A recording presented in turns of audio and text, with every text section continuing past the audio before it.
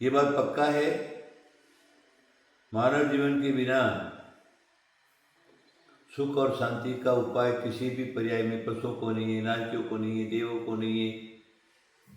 सिर्फ मानव को ही वो एक अधिकार है ईश्वर को प्राप्ति करने का। अब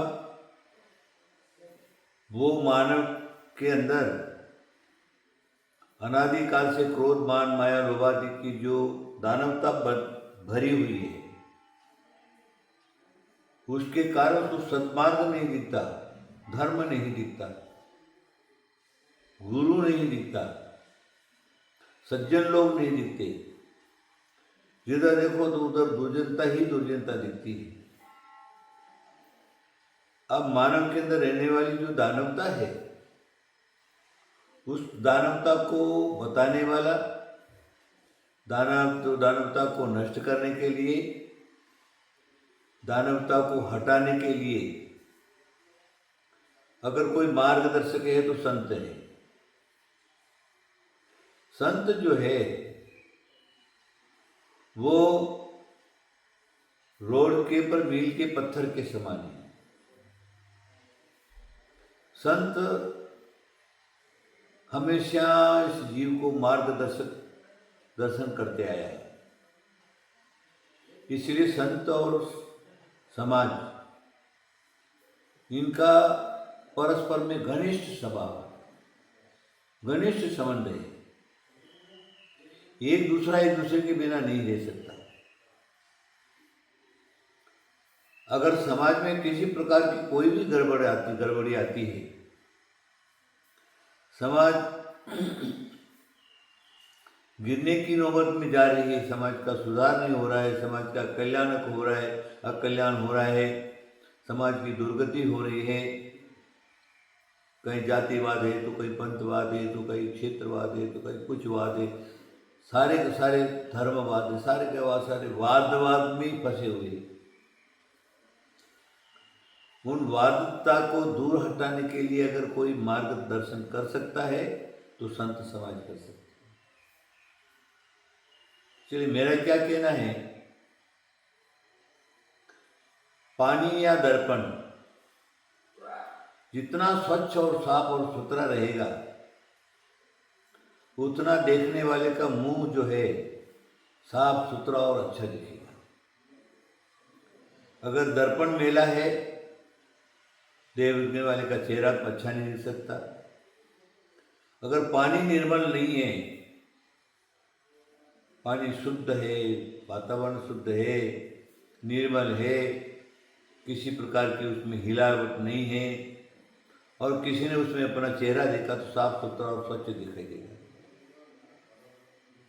उसी प्रकार संत समाज है। संत समाज की बहुत बड़ी भारी जवाबदारी है। देशवासियों को, ग्रामवासियों को, राष्ट्रवासियों को कौन से मार्ग पर लेकर के जाएं ताकि वो सुखी, शांति का अनुभव करे और धर्म मार्ग पर लगे।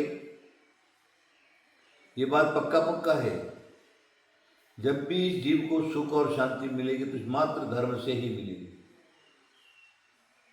जिसके हृदय में धर्म है, जाके हृदय धर्म है वार्ता के हृदय आप, उसी के हृदय में ईश्वर वास करता है, उसी के हृदय में सुख और शांति वास करती है। जो स्वयं स्वच्छ और सुथरा नहीं है, साफ सुथरा नहीं है, वो दुनिया को साफ और सुथरा नहीं रख सकता।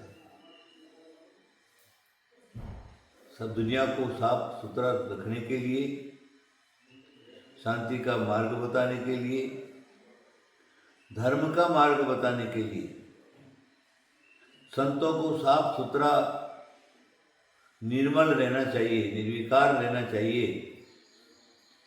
जो संतों के लक्षण लिखे हैं, अखंड ब्रह्मचारी हो, आरंभ और परिग्रह कुछ भी नहीं हो, ज्ञान और ध्यान में लीन हो, ये संत के लक्षण हैं। पहले समस्त विषय आशा विषय कसाय आकांक्षा से रहित हो काम कामेंद्रियों को जिसने विजय पाया है और ब्रह्मचारी हैं, संत उसका नाम सही नाम है। और फिर निरारंभ और निष्परिग्रह, जिसके पास कुछ भी नहीं है, मात्र धर्म धर्मात्मा परमात्मा ईश्वर का नाम ईश्वराधीन परमात्मा को ध्यान पाने के लिए सिर्फ जो मार्ग पर लगा हुआ है। और ज्ञान ध्यान तपोरत, ज्ञान भी उच्च कोटि का ज्ञान हो और ध्यान भी उच्च कोटि का हो और तप भी उच्च कोटि का हो।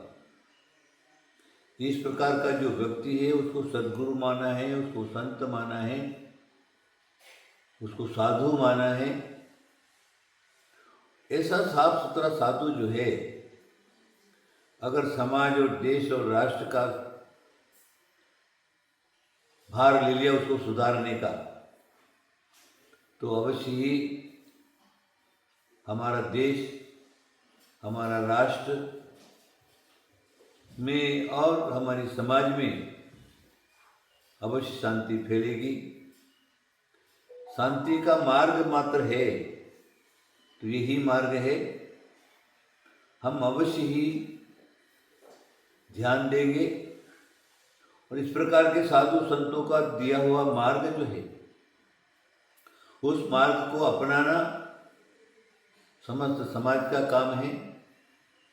अगर आपको अपने जीवन में सुख और शांति लानी है, साधु संतों की वाणी को अवश्य सुने, सुन करके नहीं रहे उसको अपने जीवन में उतारे, वैसे अपने संस्कार बना ले, तो कल्याण सुख और शांति आपके पास रहेगी। आप मेरी बात समझ गए होंगे। वर्तमान में संतों की परम आवश्यकता है, क्योंकि समाज को सुधारना है, राष्ट्र को सुधारना है, देश को सुधारना है, तो मार्गदर्शक अवश्य अच्छा होना चाहिए।